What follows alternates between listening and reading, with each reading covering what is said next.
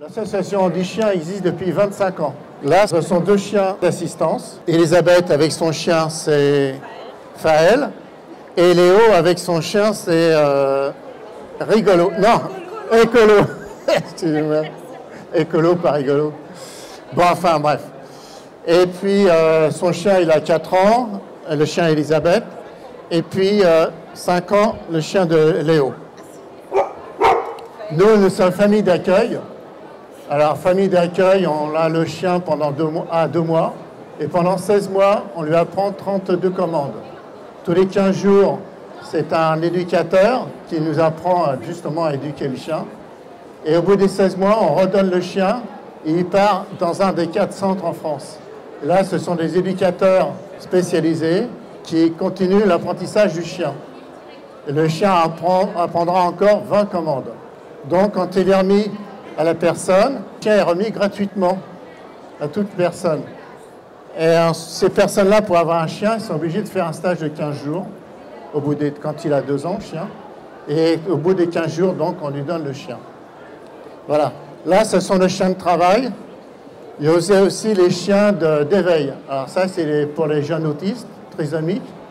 Et aussi les chiens de structure sociale, genre maison de retraite, par exemple.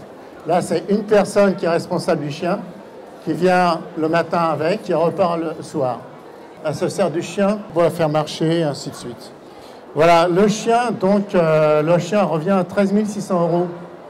Parce que nous, en famille d'accueil, on nous donne les croquettes, les soins vétérinaires sont remboursés, il y a l'achat du chien, il y a tout le suivi donc, du chien. Ensuite, les 4 centres en France, là, ce sont des salariés. Il y a l'entretien des bâtiments, il y a les salaires aussi des personnes. Jusqu'à maintenant, on a remis à peu près 1500 chiens. Ça fait. Et on l'a reconnu d'utilité publique depuis 3 ans. Ça facilite les choses pour les legs, justement. Là, vous allez voir, le chien, on leur apprend, en famille d'accueil, on leur apprend à ne pas tirer. Et le chien doit rester toujours du côté gauche de la personne. De façon qu'il ne tire pas, et le chien restera soit du côté gauche, soit du côté droit, suivant la personne après, si elle est droitière ou gauchère. Mais le chien, lui, il ne croisera pas devant. Là, on va faire avec une table basse. Et on dit au chien de monter sur la table, de façon qu'il soit à la hauteur de la personne pour justement soigner le chien, faire des câlins et soigner le chien, nettoyer les oreilles, brosser les dents. Et le chien, en même temps, c'est un maintien de position. Là, Léo va faire monter son chien. Alors là, le chien, on peut le soigner. Les oreilles, brosser les dents. Parce que nous, on a l'habitude tout petit à avoir une brosse à dents dans la gueule ou soit un doigté en caoutchouc. Et en même temps, bien sûr, Léo peut faire un câlin à son chien. Il peut le brosser. Et en même temps, il peut le lâcher. Et c'est, si on veut, un maintien de position. Bon, là, c'est une table. Ce n'est pas exactement le bon endroit, mais le chien peut faire... Voilà, le chien me connaît. Je vais essayer de l'emmener. Mais il n'obéira qu'à son maître. Voilà, je vais essayer de l'emmener. Vous voyez, et à son maître, il va justement enlever la commande.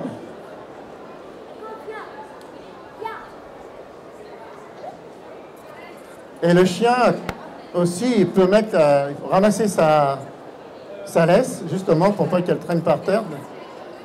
Et le chien le fait même automatiquement. Là, on va faire un dessous.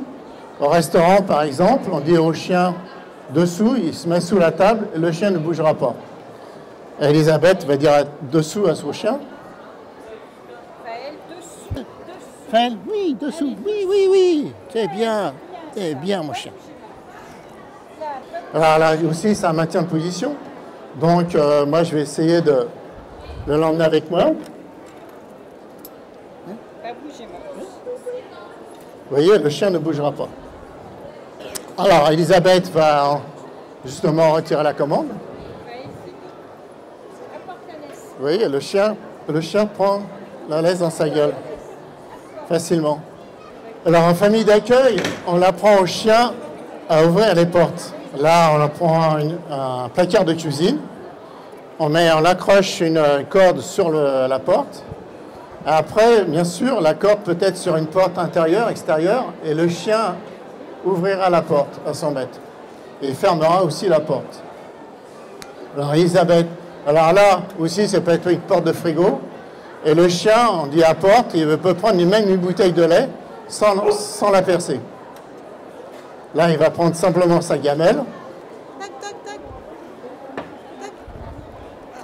Apporte la gamelle. Apporte. Apporte, apporte, apporte. Ah, c'est à porte, et tant qu'on lui a pas dit donne, et le chien pousse, il pousse avec son museau, pas avec la patte, de façon à ne pas abîmer la porte. Alors bien sûr, tant qu'on ne lui a pas dit au chien donne, le chien doit garder l'objet dans sa gueule. Ah, ils sont un peu excités là. Mais à la maison, ça marche un peu mieux.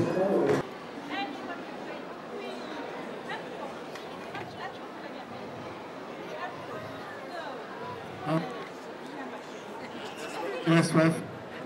Tout à l'heure. Voilà. Alors le chien, il doit prendre la gamelle dans sa gueule de cette façon-là. Pas comme ça. Parce que là, s'il prend comme ça, bien sûr, il ne voit plus rien.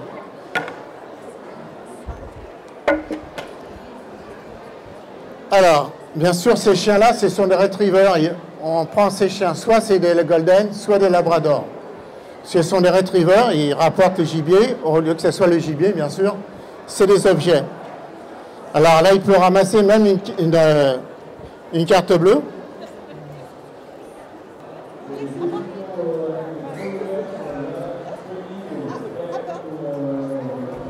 Elisabeth, c'est bon? Tiens.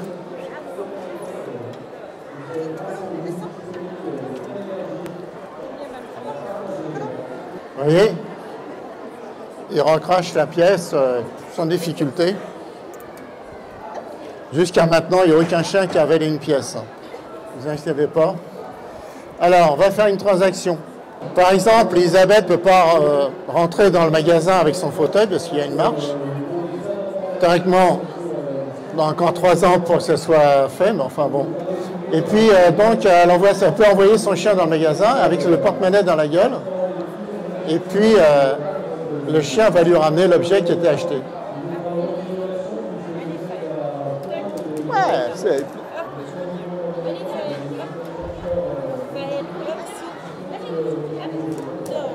Ouais, c'est bien. Il est énervé, hein?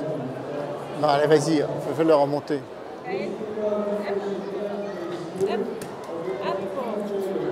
Lâche.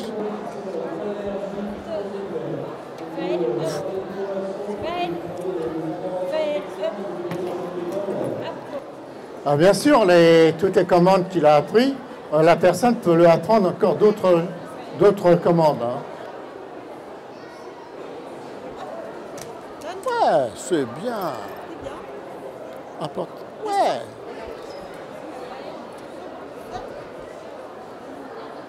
Voilà, il va chercher le porte-monnaie. Ouais, c'est bien.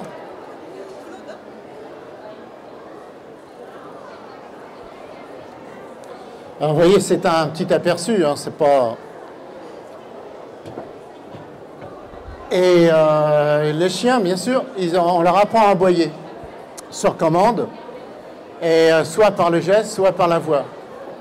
Si la personne tombe de son fauteuil, de toute façon, elle prévient les voisins que si un jour ils entendent le chien aboyer, c'est qu'il se passe quelque chose.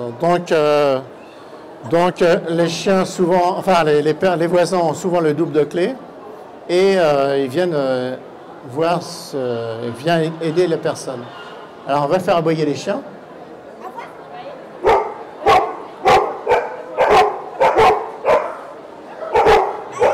C'est bien, c'est bien.